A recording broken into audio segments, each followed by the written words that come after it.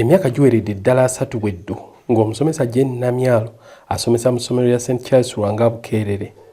Ticha Namyalo yakuguka mu ssomo lya byabulimi kiyite agriculture. Amanya ag'obuto bampita Namyalo Jane, bwe nakula ne bampita mukyala Lukolokomba, ndi mukyala Mufumbo. Nazaalibwa waffe Ekibaale, ndi mukyala Munyolo. Kati nazaalibwa ennaku z'omwezi 8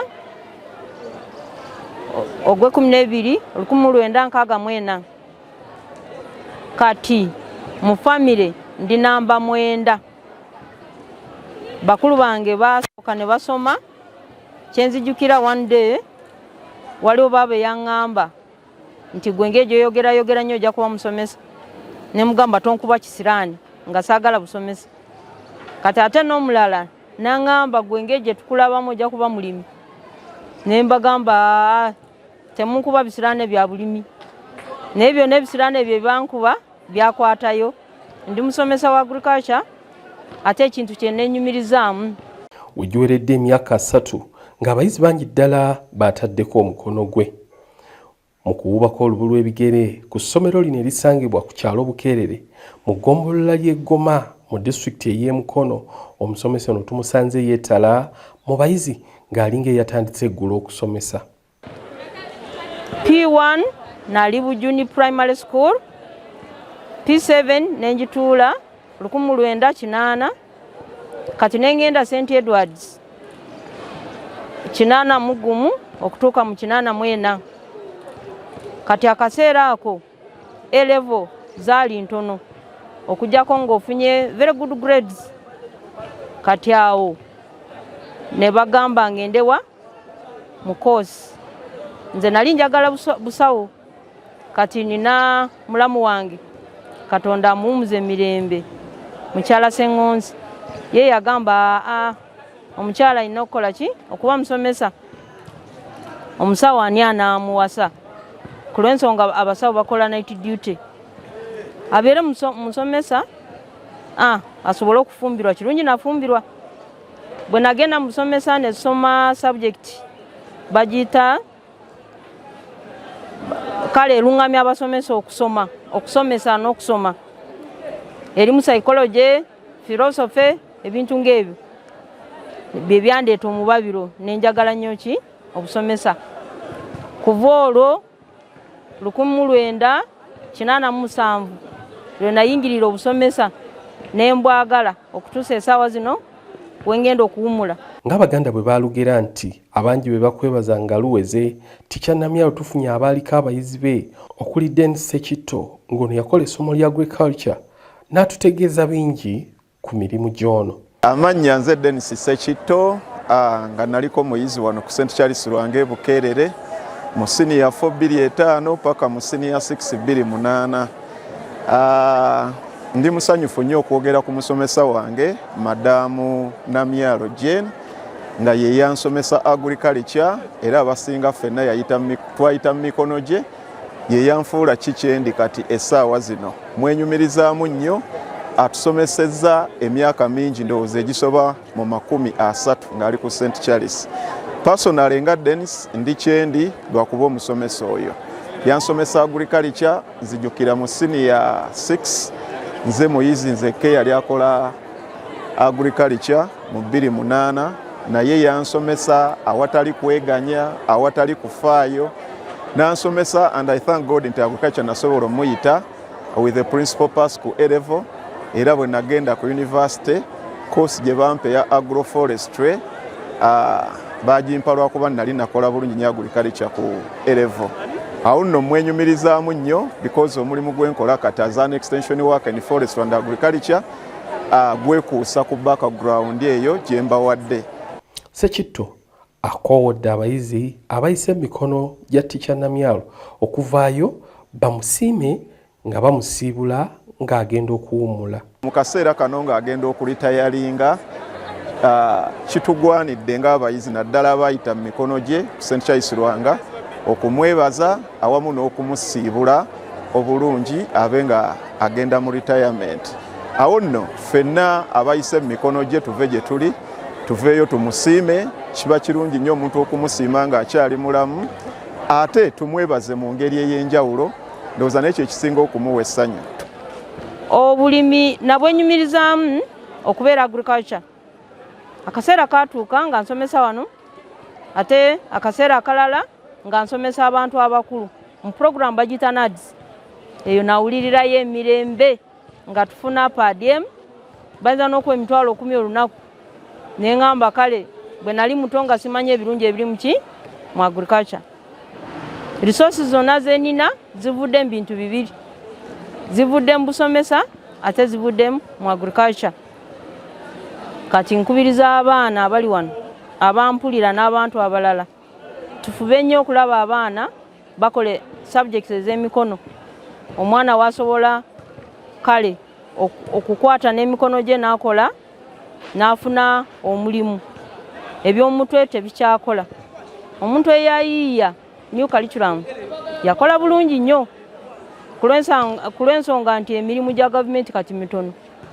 Naye kati agriculture ina sections nyingi ddala. Nyinza kuwa ekyokulabirako eky'enkoko zokka. Omuntu ayinza agamba nti nze ngenda qualifyinga mu kuzaaza amagi ne gubeera mulimu. Oli n'agamba amagi ago nja gateeka mu buruda gavwemu obukoko nagwo mulimu. Omulala n'agamba nze nja kumaanya enkoko kye bayita dressing nagwo mulimu. Omu n'agamba nja kusomesa abalimi okulunda enkoko. Ate jjukira nti ekyo kiri kintu kimu kyokka nkoko. Tikyanamyawo twogeddeko naye n'atutegeeza nti okuviira ddala mu buto be yakula nabo baamulabamu ekitone eky'okuba omusomesa wadde ng'ate ye yalowooza nti okumutuma okufuuka omusomesa kwali kumusindika mu geena ya ku nsi. Omusomesa y'omu Joseph Ekwanga amwogeddeko wabula mu bbali ddala. Like previously I said, I'm called Ekwanga Joseph and I was here from the year of 2007 to 2010. One of the best teachers I found at this school, numerous, there are many, as per now that we are talking about, she's called Madam Namialo Jane. Literally, when I joined here, she was my agriculture teacher. I will not talk about her as a teacher only, but to me, as years went on, she initially became a mother. Not only being a teacher, we were in the scouting field. In the scouting field, this is where we had her as our mom, because very many things went when it came to the scouting department. In the scouting department, this is where she used to mentor us, bring us trainers who used to mentor us about what scouting is and the roles of being a scout. She taught us numerously. This involved at sometimes venturing into forests, going in to cut down some trees that of a minimal size, to construct, to make us learn how to construct temporary houses. Ye Namyala atubuulidde bw'asanze omulimu ogw'okulya ennoni ng'abangi bwe baguyita ng'agamba nti tagwevuma n'olunaku n'olumu. Bwe nali mu P4 nayagala nnyo obugalo guide. Pulezidenti waffe yali Amin Bambi yafa, naye yanjagaza obusikawutu. Ennyambala ye kati kirabika oyo pulezidenti namulabangamu ekifaananyi kya taata. Kati bwe nagamba ku maama nti ngenda kuyingira obugalo guide, n'agamba mu kisiko tojja kusobolayo mwana wange nga bw'oli omwana omuwala. Naye bwe naakula nga ndi musomesa ne mbuyingirira nabwo bulungi. Bw'obeera ebweru eyo okusinziira ku founder waffe Baden Paul, mu wilderness ebintu bikusanyusa, obunyonyi bukaaba bukusanyusa, ecology bw'ogenda mu kibira n'olaba Katonda engeri gy'awundamu omuti, n'olaba ebiri wansi y'omuti, waliwo ebiwawabowa bikwatagana bitya, omuti omunene, ebinyonyi, ebisolo, so n'owulira bulungi.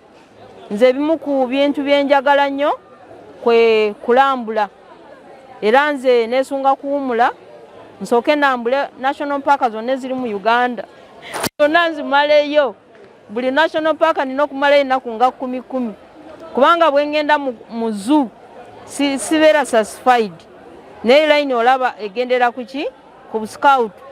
our founder Baden Paul yayagalanga wilderness n'abeera mu bisolo n'abiraba ne bimusanyusa n'obuscout butugamba okuuma bintu bya Katonda totema miti gya kyeyonoonero olina okusimba emiti olina okulaba olabirira tolina kutta bikere olaba n'ennyimba zaffe tugamba abasikawutu batuwalana iyo iyo upaca kubanga tulya ebikere tetulya bikere naye obusikawutu butugana n'okukola ki okutta ebintu ebyo. Ye musomesa munne Wilfred Nasimbwa naye alutuviiridde ku ntono ku butya omusomesa ono gy'azzaayo olesa obukugu mu mulimu gwe si eri abayizi bokka basomesa wabula n'eri abasomesa banne bakola nabo. Amanya gange nze Wilfred Nasimbwa omusomesa wano ku ssomero era omu ku ba senior teachers ku ssomero wano St. Charles.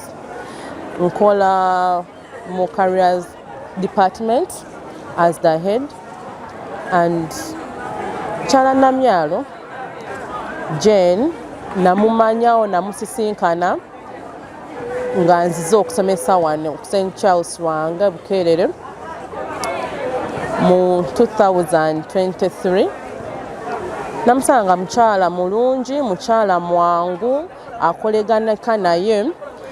Bwe nali nakajja nali omukubo nali nze nsingayo obuto wano ku ssomero naye banyamba ne bandabirira nga omusomesa omuto ne banjigiriza ebyokukola nga omusomesa omuto naye ate era ne bwe nafuuka mukama waabwe nga nkulira ebyenjigiriza saafuna buzibu nabo wadde baali bansinga emyaka banyambanga buyambi era ne bannyanguyiza emirimu gyange.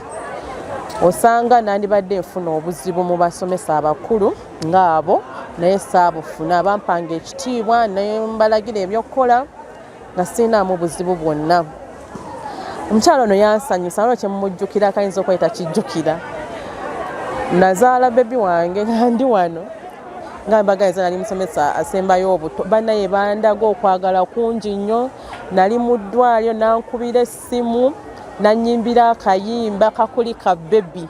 Kayimba ako kanyimusa nnyo ne ngamba bannaye omukyalo ono nga njagadde n'empulira nga neeyongedde nnyo okumwagala. Nasimbwa agamba nti Namyalo okwawukana ku basomesa abalala abayizi babadde bamwagala nnyo so si basomesa bokka wabula ne batasomesa nga bamweyunira nnyo. Mukyala wa kisa bambi ayamba nnyo n'abaana naddala abo abalina ebizibu nga ebyokuba nga tebalina bikozesebwa mu ssomero abayambako. Talina nnyo naye omutima ogwo oguyamba omutima omulungi agulina kuba nange era nzikira lumu nalwazaako mama wange awo ssomero nga ndi ku ssomero naye ne bamanyako katono naye nagenda okulaba nga nange ampadde obuyambi nga sibasabe nabasaba. Yali omu kubawaayo ne bakola ki ne banziruukirira. So mukyala mulungi alina ekisa afaayo ate ayagala nnyo n'eggwanga lye country ye kubanga ye mukyala akulira patriotism club wano ne Scouts and Guides era ebyo byonna byonna ebikumakuba abaana okumanya kiki balina okukola engeri eggwanga lirina okutambulamu responsibilities zaabwe nga abatuuze abalungi yabakumakuma. Omukyalo oyo bw'aba yagambye okukola ekintu asika alina omukono ogusika amaanyi agasika abayizi tosobola kompitinga naye mu kubeera n'abayizi tosobola. So alina nnyo omukono ogwo ogusika abayizi bamwagala nnyo abasanyusa abategeera ebbanga lyemulabidde. Abamu ku bayizi abakyali ku ssomero lino batubuulidde nga bwe bagenda okumusubwa kubona abadde yava mu ky'okuba omusomesa n'afuuka muzadde gye bali. Amannya gange nze Tugome Steven Junior ndi mu senior 3. Ebintu byenyinza okwogera ku Madamu Namyalo Jane. Madamu Namyalo Jane mu scout era mu kubeera omuscout anjigiriza ebintu bingi. Mu bintu muno mwe muli ki? Mwe muli okwogera amazima. Anjigiriza okwogera amazima mu buli mbeera oba kikuyamba oba tekikuyamba olina okubeera ku mazima. Ekyokubiri Madamu Namyalo Jane anjigiriza okubeera omwesimbu n'okubeera nga weetegese mu buli kaseera nti bwe baagala omuntu akola kino woli weetegese ekimala. Ekyo kyekimu ku bintu byenjize ku Madamu Namyalo Jane. Ekyokubi kyenjize ku Madamu Namyalo Jane kwe kulemerako. Ekyamazima mukyala jasi mukyala n'ebintu byakola alemera ku kintu mpaka nga kivuddeyo. N'ekyo nkiyize ku ye okubeera nga olemerako. Called Namara Constance, Troop Leader Scouts and Girl Guides, St. Charles Ranga SS Bukelele. Madamu Namyalo kyembadde mmanyika abaddeyo omusomesa abadde traininga mu ba scout nga tusomesa agriculture nga atwala mu camp nga yeewaayo nnyo n'alaba ddala nga ffe abasinga okubeera the best ku nationals ne mu district ne mu sub districts ng'era yeewaayo nnyo n'alaba nga ffe abasinga era n'olwekyo tugenda mu misinga nnyo kubanga kati tetumanyi ani omulala agenda traininga abadde nga yeewaayo nnyo nga n'alaba ebintu nga biweddewo nga tetulina byakozesa nga yeewaayo n'agula ebintu mu ssente ze kati tetumanyi anaddako anaabeera atya n'olwekyo tugenda mu misinga nnyo ng'omusomesa abadde asomesa wano ku ssomero ku St. Charles abadde asomesa agriculture nga yabadde asinga mu basomesa bonna ng'akuwa keya ng'omwana otuuka ekiseera ne weerabira omuyita madamu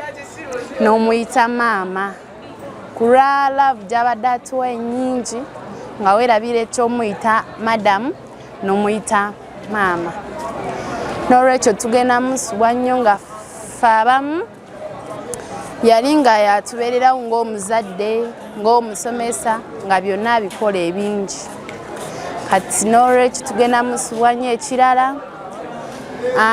kye tugenda omusubwako yabadde omusomesa nga takambuwalira nnyo baana nga yeetwala ng'omuzadde nga maama ate n'ekirala nga akubeererawo mu buli mbeera yonna abaddeyo omusomesa ateetwala bubi nga abamu we bagamba nti omusomesa oli nja mukola kino kubanga yankola kino naye n'olwekyo tugenda musubwa okubeera nga tetukyamulabako ate wadde bamwogerako birungi byereere Namyalo agamba nti omulimu gwe tegubadde gwa ku museetwe wabula nga gubaddemu ebiwonvu n'ebiko wadde ng'asobodde okubivuunuka n'asigala ng'akyayimiridde.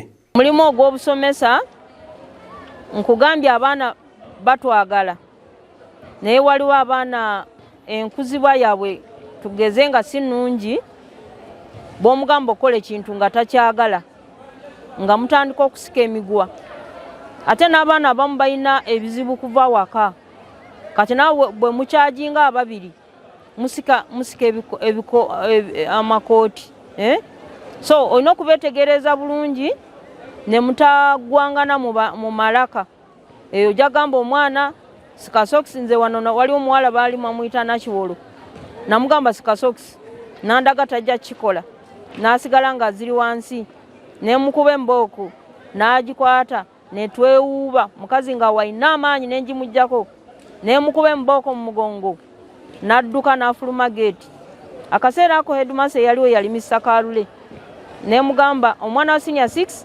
kumpi ankubye ku lw'ensonga akutte emboko yange mugambye asike socks n'agaana kwe kola ki kwe kumukuba n'akwata emboko ne twesuuba wamu ate n'afuluma geeti wa Kisoro nga talina permission so okusomoozebwa ko tulina abaana kale bali emotional abamu bali emotion ate bwe bakusanga naawe oli emotional kale n'otasanga byangu abaana bano balaba kati bojja ku ssomero tosomesa busomesa naye omwana omusanga munakuwavu omuyitako obuyisi kyandibadde kirungi n'omubuuza obadde ki banne baba balaba nti okola ki ofaayo waliwo abaana abatalina kale ebintu byonna asobola kujja n'akugamba madamu kino si kirina n'omuyamba waliwo omwana wano nga bamuyita Ddamba yali mu scout yajja nga asekaseka bw'ati n'agamba madamu okimanyi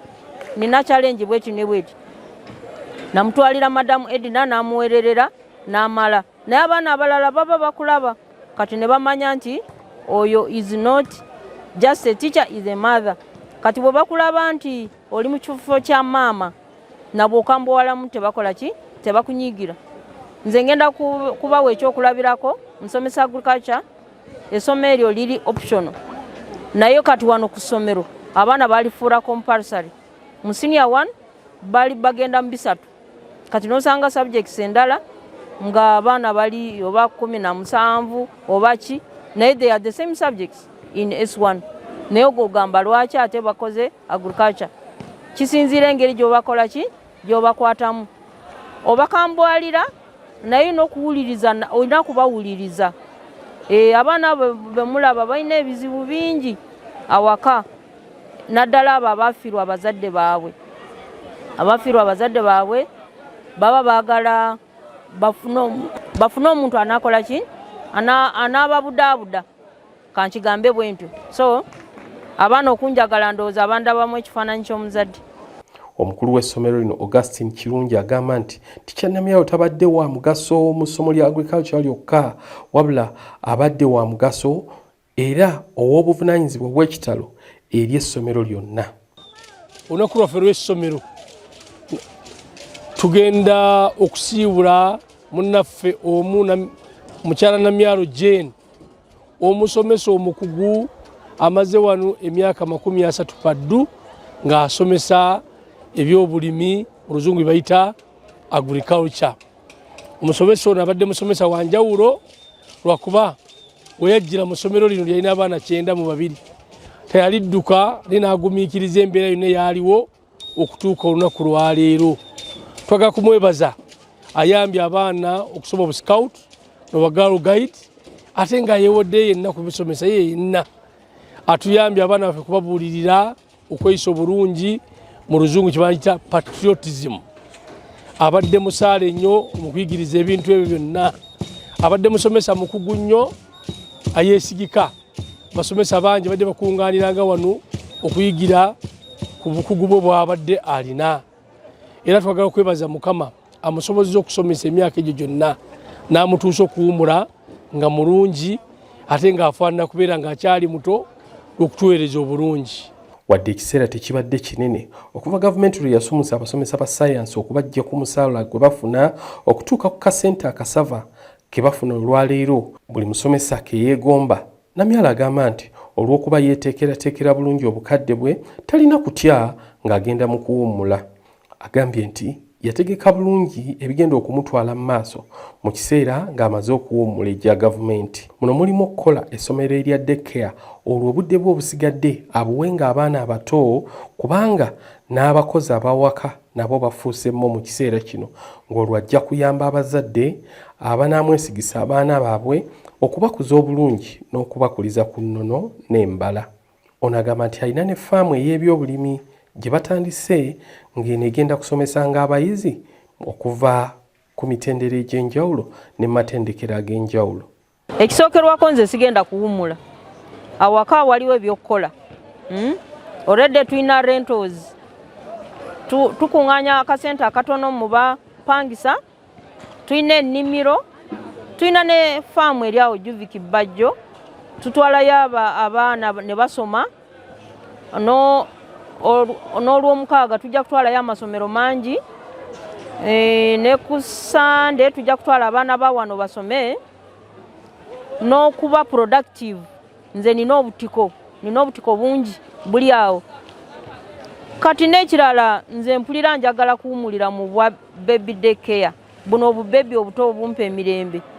Ate bwe mba nesetinze bulungi nabwo bugenda kuvaamu ssente. Ku lw'ensonga ba house girls bafuuka miswaswangule.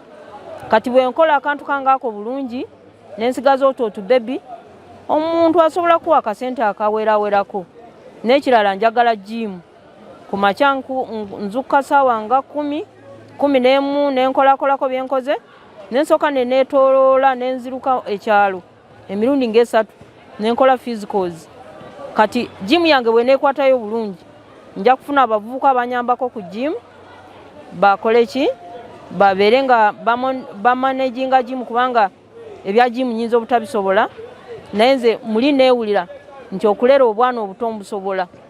N'olwekyo siri mwenyamivu nti kati ngenda kuva wano kati olwo nfudde kirabika ntandika butandisi. Ntandika butandisi.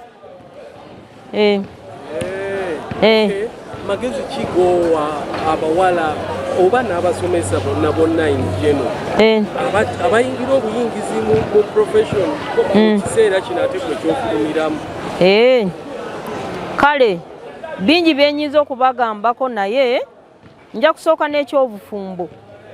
Bw'obanga okyali muwala muto bangi ababa bakulaba n'ogenda noono n'oli naye kiba kirungi n'ofuna omuntu omu n'olyoka n'ofuna emirembe mu mutima n'olyoka osobola okukola obulungi. Ekyokubiri balina kusoma kweyongera. Natandika nga grade 3 nenfuna diploma nenfuna degree. Kati buli stage erina sente zaayo. Owa certificate afuna sente ntono, owa diploma bagenda zifacing out, owa degree afuna sente nyingi. Ekirala okwagala omulimo gwo. Kati nkubiriza nnyo abantu ba agriculture babeere practical.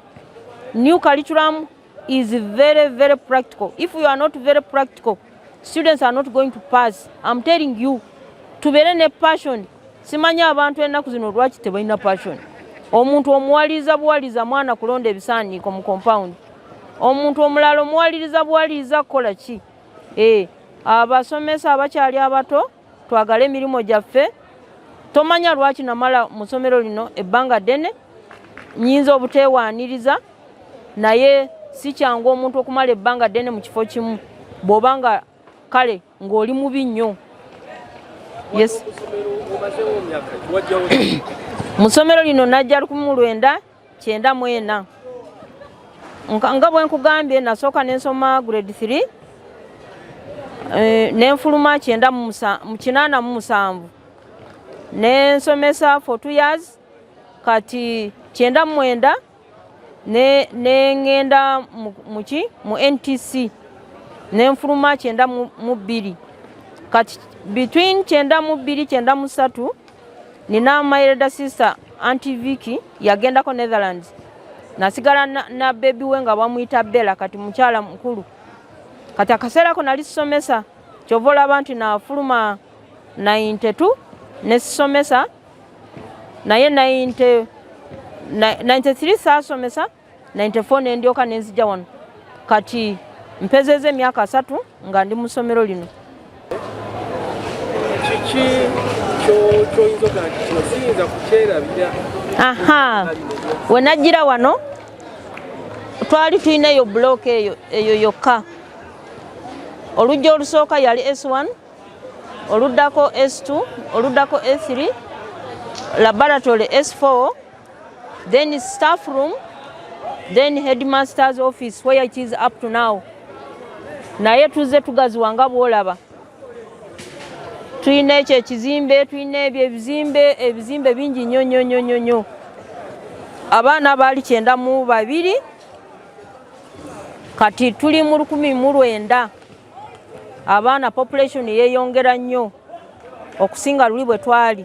Oli muzadde ng'okyalemereddwa ku ssomero ki mw'oyinza otwala omwana wo omwaka guno? Nsonga ki ekyakulemesezza? School fees bakusabye nnyingi? Olugendo lunene ng'ebyentambula bikyakalubye? Nandi ky'onoonya essomero erinaalabirira obulungi omwana wo? Okuviira ddala ku by'okusoma mu kibiina, okuzannya n'okutumbula ebitone, ekyokuddamu si kirala. Ly'essomero lya Prudence Junior School Empoma Mukono lisangibwa ku luguudo oluva e Mukono okudda e Kayunga, nga wakayitako mu katawuni k'Ekisowera opposite n'Empoma Girls School. Prudence Junior School liri mu kifo kigazi bulungi era ekisirifu, ate nga lirina abasomesa abakugu ddala. Ebyokwerinda ku ssomero biri gguluggulu, ebyentambula babikolako anti emmotoka ezitambuza abaana weeziri. Essomero lya Dene Boarding nga mu kaseera kano okuwandiisa abayizi kugenda mu maaso awo ku ssomero. Liwandiisa abayizi okuva ku daycare, nursery paka ku P7. Ebisale birungi ddala ng'abaana abava ewaka basasula emitwalo 3 gokka, ng'ate bo ab'ekisulo basasula emitwalo 6 gyokka. Abaana balya bulungi ne bakeera ku ssomero nga basanyufu. Bw'ayagala okuwandiisa omwana n'okumanya ebisingawo, kuba ku noti 7 noti 1 29 92 38 oba noti 773 noti 62 21. Prudence Junior School, tuwa omwana wo tumusomese, togenda kwejjusa.